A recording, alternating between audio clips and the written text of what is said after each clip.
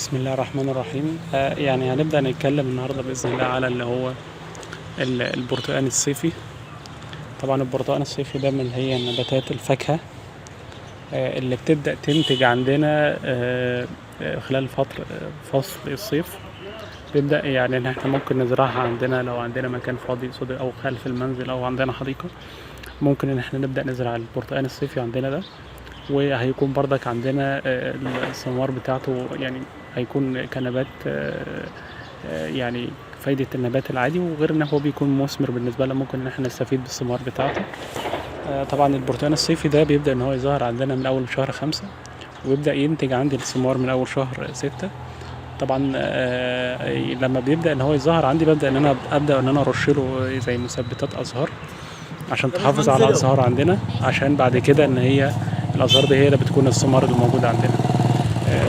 النبات عندنا بيستحمل الظروف المصرية بشكل كبير، ويعني ناس كتير بتربيه، ويعني ما فيش بالنسبة لنا شكوى منه كتير يعني، والخدمة بتاعته بردك عندنا بتكون سهلة. شكرا.